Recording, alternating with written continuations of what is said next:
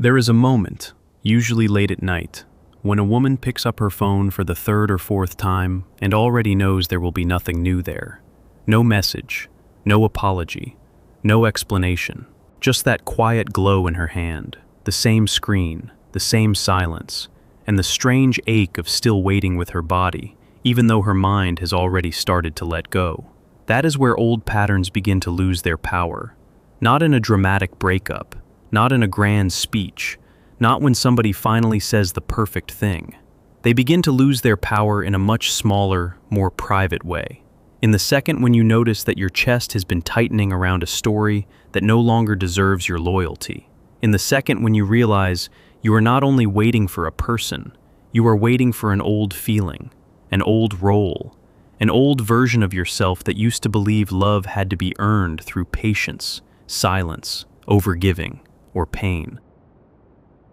And that is why becoming unreachable to old patterns is not about becoming cold. It is not about becoming untouchable in a performative way. It is not about building a hard shell and calling it strength. It is something quieter and much more serious than that. It is the moment a woman stops being emotionally available to what keeps asking her to abandon herself. Maybe nobody sees this from the outside. You still answer politely, you still smile, you still go to work, make the tea, reply to the family group chat, carry the responsibilities, keep your life moving. But inside, something has changed. The old hook no longer lands the same way. The familiar guilt does not enter as easily. The old message, the old voice, the old dynamic, the old hope that if you just explain yourself one more time, everything will finally make sense, begins to feel thin, almost embarrassing, almost foreign. And that is where Carl Jung becomes important, because Jung understood something that many people never want to face. The psyche repeats what the conscious mind has not yet understood. We do not only repeat people, we repeat emotional roles, we repeat inner arrangements, we repeat the shape of our earliest wounds until something in us becomes aware enough to stop feeding them. A woman may think she is dealing with a man who is distant, inconsistent, unavailable, charming, confusing, or emotionally closed. But the deeper story is often not only about him. It is about the part of her that was trained to make distance feel like a challenge, confusion feel like chemistry, and inconsistency feel like a test of her worth. That is a painful thing to admit, because it sounds like blame. But it is not blame, it is recognition. And recognition is where freedom begins. Because once you see the pattern, you stop romanticizing the cage. Maybe the pattern began early. Maybe you learned that being good made life safer. Maybe being easy to deal with was praised more than being honest. Maybe you were rewarded for being patient, understanding, low maintenance, forgiving, the one who keeps the peace, the one who does not make things harder. A persona was built around that, a social mask. A polished version of you that knew how to be pleasant, useful, and acceptable. And the problem with a strong persona is that it can become a prison if it grows too far away from the truth of the body. Because the body knows when you are performing kindness instead of living it. The body knows when your yes is actually fear. The body knows when your silence is not peace, but self-suppression. The body knows when you are smiling while your stomach is clenched. The body knows when you are being understanding in a way that slowly drains your life force. That is why old patterns are not only mental, they are physical, a tight jaw, a held breath. A stomach that drops when a name appears on the screen, a pulse that speeds up when a familiar type of person leans in and then pulls away, a heaviness in the chest that arrives before the conscious story does. The unconscious speaks through repetition, but it also speaks through sensation. And if you have ever felt yourself becoming unreachable to an old pattern, you may have noticed that the first thing to change is not your behavior, it is your tolerance. What you used to tolerate starts to feel unbearable. What you used to excuse starts to feel insulting. What you used to call love starts to feel like self-erasure. This is where many women become frightened, because they mistake the loss of tolerance for loss of love. They think, if I am not chasing, if I am not explaining, if I am not trying to rescue this, does that mean I no longer care? But that is not the right question. The deeper question is, what exactly were you caring for? Were you caring for the relationship as it truly existed? Or were you caring for the fantasy that your devotion could transform emotional immaturity into intimacy? Were you caring for a person, or were you caring for a projection? Jung would call that projection a powerful force of the psyche. We do not only see another person as they are, we also see them through our own unconscious material. We place images onto them: hope, fear, rescue, destiny, wounding, longing. Sometimes a man becomes less a man and more a screen where a woman's unmet needs are projected. Sometimes a woman becomes less a woman and more a symbol in a man's mind, carrying qualities he has not yet developed in himself. Projection is not stupidity, it is human. It is how the unconscious tries to speak before it has language. But projection becomes dangerous when it is mistaken for truth. You may have been drawn to the unavailable person because something in you recognized the old shape of pursuit, the closed door, the half-open door, the almost, the maybe, the one who gives just enough to keep hope alive, but never enough to let you rest. That kind of connection can feel magnetic because it activates the complex, that knot of emotion built long before this relationship ever began. A complex is not just a memory, it is a living emotional pattern. It has a charge, it reacts faster than logic. It can make a grown woman feel 12 years old again. It can make a calm, intelligent person suddenly overthink a text message like it contains the meaning of life. And that is why old patterns are so hard to leave. They do not only hurt, they are familiar. Familiar pain can feel safer than unfamiliar peace. This is one of the deepest paradoxes in female psychology. A woman may say she wants clarity, consistency, devotion, ease. But when those things arrive, she may feel strangely empty, suspicious, or bored, if her nervous system has been trained by chaos. The psyche does not always recognize health as home at first. Sometimes it recognizes peace as absence. Sometimes it recognizes steadiness as lack of spark. Sometimes it mistakes nervous activation for passion. And then she wonders why she keeps returning to the same kind of person, the same kind of disappointment, the same kind of unfinished story. But the story is not repeating because you are broken. It is repeating because some part of you is still trying to resolve an old wound through a new face. That is the hidden wound. Not simply that someone left, or was distant, or did not choose you clearly. The deeper wound is the hope that if you become more understandable, more lovable, more patient, more self-sacrificing, then the wound will finally be healed by the very thing that reopened it. That is how a woman can spend years trying to become worthy of what should have met her without performance. And here is where the turning point begins. When a woman becomes unreachable to old patterns, she does not suddenly become perfect. She does not become above desire. She does not stop feeling. She simply stops confusing intensity with truth. She stops confusing being chosen with being valued. She stops confusing being needed with being loved. She stops confusing emotional pursuit with intimacy. That shift is not small. It is revolutionary. Because the old pattern depends on your participation. It needs your attention, your explanations, your hope, your willingness to keep the door half open. It needs you to keep checking, keep decoding, keep waiting, keep making excuses for what is already clear. Once you stop feeding it, it loses its authority. Not because the other person is magically transformed, not because the universe suddenly rearranges itself, but because your psyche no longer offers the same access. And that is the beginning of individuation.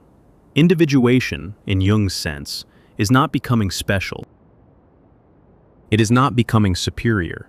It is the process of becoming more whole, more conscious, less split.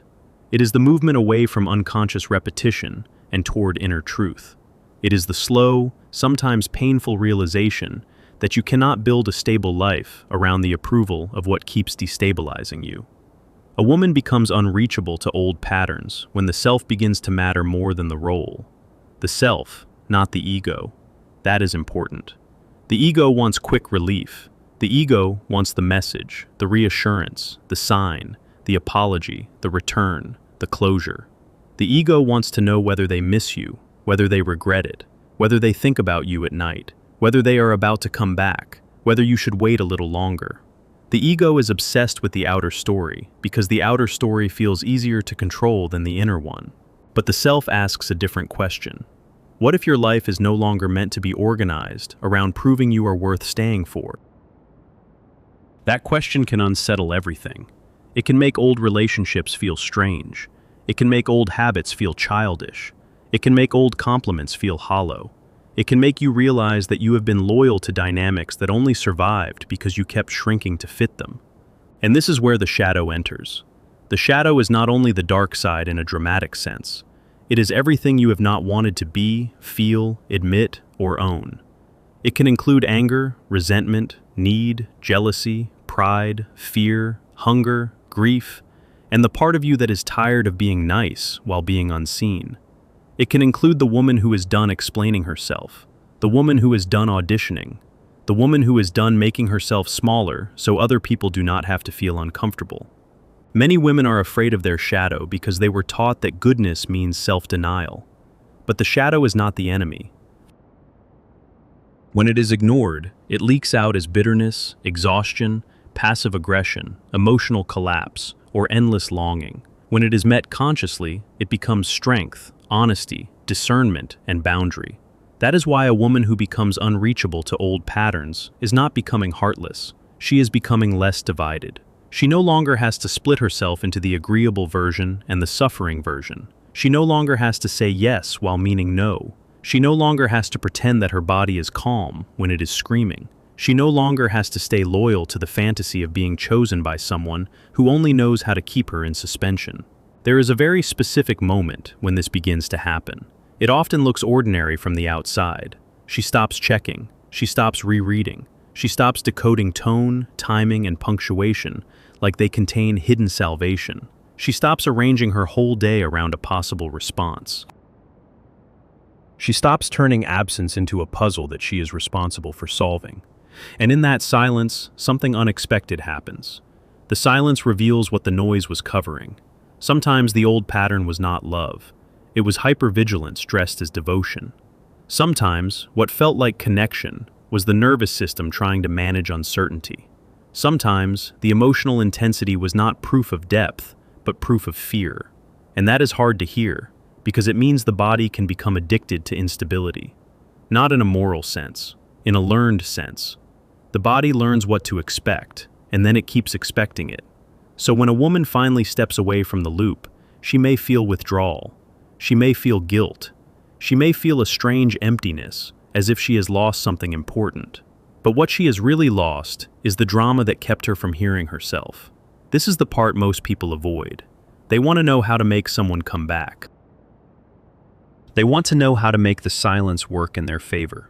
They want to know whether the other person is thinking about them, regretting, missing, noticing, remembering. But the question is not whether they are thinking. The question is what your waiting has been doing to your soul. Because a woman can become so focused on being chosen that she forgets to choose herself. And once that happens, every old pattern has access to her. The moment you stop choosing it, it begins to lose the script. This does not mean the old pattern disappears overnight. It may test you. It may return in a different outfit. It may arrive as nostalgia, as a dream, as a sudden urge to check the profile, to reread the old message, to replay the conversation, and find the exact moment where you believe everything could have changed. That is the unconscious trying one more time to pull you back into repetition. But now you can notice it. That notice is everything, because awareness interrupts possession. And old patterns survive through possession more than through logic. They take over when you are not conscious. They keep you in the same emotional room while making you believe you are moving forward. A woman becomes unreachable to old patterns when she can stand in the room and see the pattern without becoming it. That is maturity. Not emotional numbness, not superiority, not cynicism. Maturity is the ability to feel without obeying every feeling, to remember without returning, to love without self-erasure, to be open without being available to harm, to stay soft without becoming porous to everything. And yes, that softness is harder to maintain than hardness. Hardness is often just fear wearing armor. Softness with boundaries is different. It is a woman who knows the difference between compassion and collapse, between understanding and overfunctioning, between patience and self-abandonment. There is a mirror here that can be difficult to look into. Sometimes the reason a pattern kept repeating is that some part of you believed you had to earn your place through endurance. You believed being the woman who stays, the woman who waits, the woman who understands, the woman who gives one more chance, made you more worthy of love. But worth was never supposed to be negotiated. That is what the persona of the good woman can hide. She is praised for being easy to love, but only because she makes herself easy to use. She is admired for her calm, but only because she has trained herself not to ask for too much. She is called mature, but sometimes what people really mean is that she is convenient. And the shadow of that role is resentment. Resentment is often the voice of a boundary that was never allowed to exist. If you have felt resentful, do not rush to shame yourself for it. Listen to it. It may be telling you that you have been giving beyond your truth, that you have been staying where your dignity is slowly leaking out, that you have been calling it love when your body has been calling it exhaustion. And once you hear that, the whole inner landscape changes. Because then the question is no longer, how do I get them to see my value? The question becomes, why did I need this person to confirm it in the first place? That is the deeper work. That is where the old pattern begins to weaken. Not in the outer world first, in the inner one. A woman who becomes unreachable to old patterns starts to reclaim the parts of herself she had handed over to other people's moods. She takes her attention back. She takes her energy back. She takes her standards back. She takes her time back. She takes her body back from the waiting room. And there is a kind of peace that arrives there, but it is not the peace of ignorance. It is the peace of seeing clearly. You may still feel sadness. You may still grieve. You may still remember. But grief is different when it is not mixed with self-betrayal. It becomes cleaner, more honest, less obsessive. The tears are no longer trying to force a door open. They are simply releasing what was real. And then something even more subtle happens. The woman starts to become less readable to the old pattern, because she is no longer broadcasting the same need. The old pattern was able to find her because she was emotionally loud in a very specific way. Not loud with words, but loud with availability, loud with tolerance, loud with hope, loud with the unconscious message, I will stay in the loop if you keep me there. When that changes, the dynamic changes. Not because she is playing games, not because she is trying to manipulate anyone, but because she is no longer leaking herself into a structure that cannot hold her. That is the real meaning of being unreachable. It is not about becoming mysterious for attention. It is about becoming internally unavailable to what depletes you, and the body knows the difference. A woman who is truly returning to herself begins to feel the difference between a clean no and a guilty no, between a calm yes and a fear-based yes, between attraction and activation, between a person who meets her and a pattern that consumes her. This is where Jung's idea of the ego becomes useful. The ego is the part that organizes your everyday identity. It wants coherence. It wants to know who you are in relation to others. But if the ego has been built around being needed, then every boundary can feel like a threat. Every withdrawal can feel like danger. Every moment of self-protection can feel like cruelty. So when a woman first becomes unreachable to old patterns, she may feel guilty. That guilt does not always mean she is doing something wrong. Sometimes it means she is doing something new. And new things often feel wrong to a nervous system that was trained by repetition. That is why the first boundary can feel almost unbearable. It can feel selfish. It can feel rude. It can feel like you are disappointing people who benefited from your self-abandonment.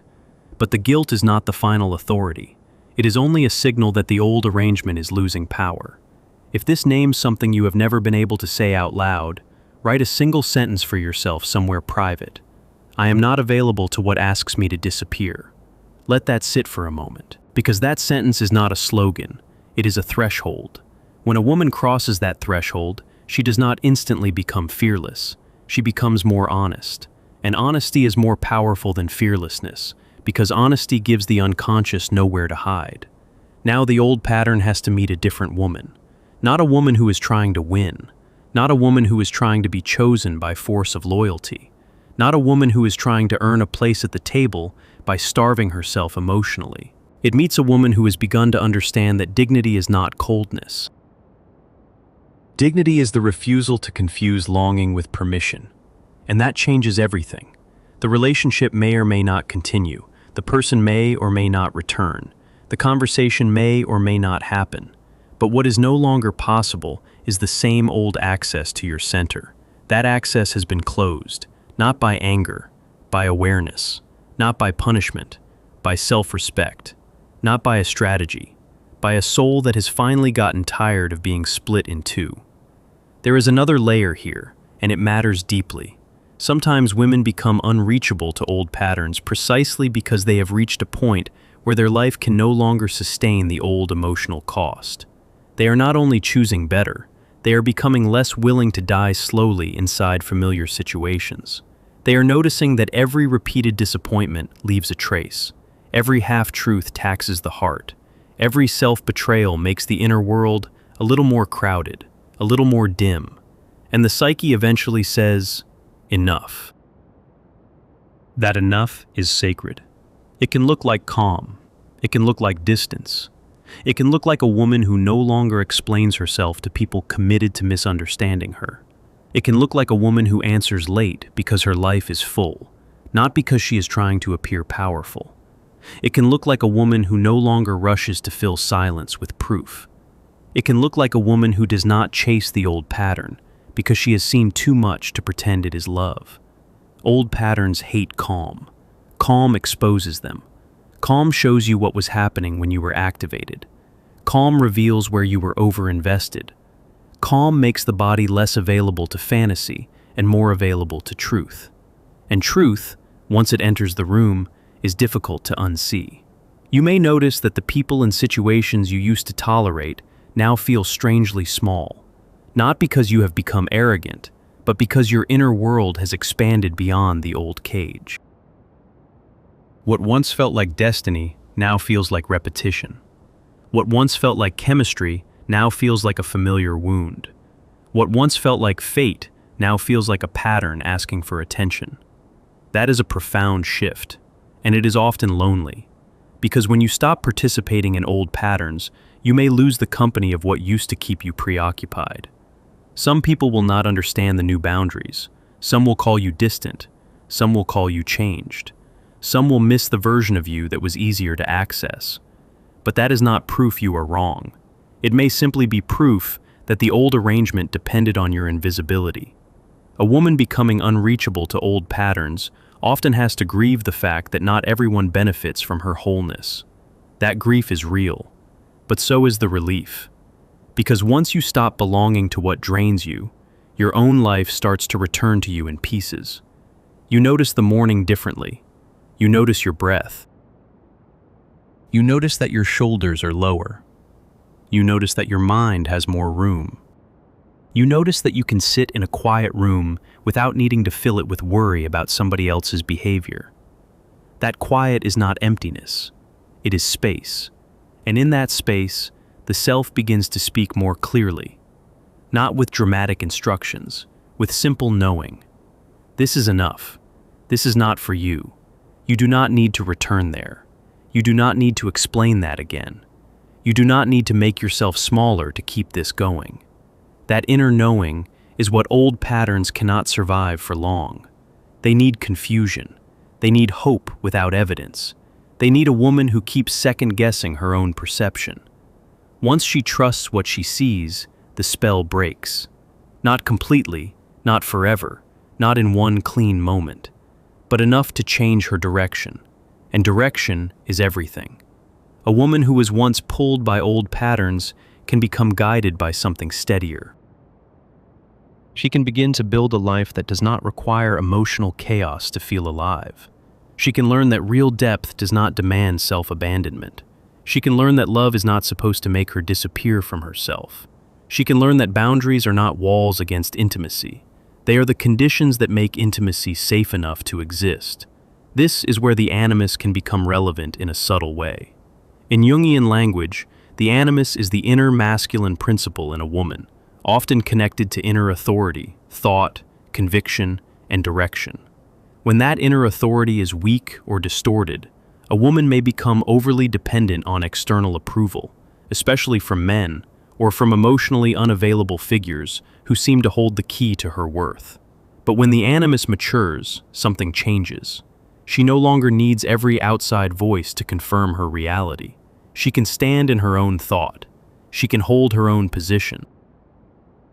She can say, I know what I saw. I know what I felt. I know what I will not repeat. That is not hardness. That is inner structure. And without inner structure, every old pattern can walk in and rearrange the furniture of your life.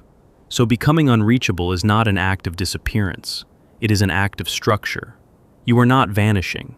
You are becoming less available to what is already proven it cannot meet you well. That is a powerful distinction, because a woman who disappears from herself can be found by any old pattern. A woman who returns to herself becomes difficult to misuse, difficult to confuse, difficult to keep in a loop that only survives through her doubt. And if you are in the middle of that process now, you may not feel powerful yet. You may still feel tender. You may still have days when the old ache rises. You may still reach for the phone before remembering you are done feeding that particular hunger. That is okay. Becoming unreachable to old patterns is not a switch. It is a practice of returning. Returning to your breath before you answer. Returning to your body before you explain. Returning to your values before you chase. Returning to your peace before you perform. Returning to the woman who was there before the pattern taught you to forget her. And maybe that is the deepest transformation of all. Not that you become someone new, but that you stop being reachable by everything that trained you to betray the person you already were. The old pattern may still knock. It may still wear familiar clothes. It may still know your name. But it no longer has the same access, because the door is not open in the same way anymore. And the woman standing there now is not waiting in the dark with a silent phone and a hopeful heart that has been stretched too thin. She is in the room with herself. She is looking into the mirror without asking it to lie. She is breathing more deeply. She is calmer than the pattern expected. She is harder to pull into confusion, softer in the right places, stronger in the right places, less available to what costs her too much. That is how a woman becomes unreachable to old patterns. Not by becoming unreachable to love, by becoming unreachable to self-abandonment. And if one day the old pattern returns in another form, it will meet a woman who no longer offers the same sacrifice. It will meet someone who can feel the pull without obeying it. Someone who can remember without reopening the wound. Someone who can choose, with quiet certainty, not to live inside the same story again. My silence is not a game. It is my return to myself. Keep that sentence close, because there is a kind of power that does not need to announce itself.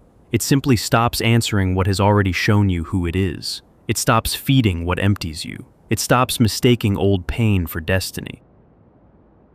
It sits down, breathes, and lets the body know, we are not going back there. And in that moment, the silence is no longer waiting. It is peace.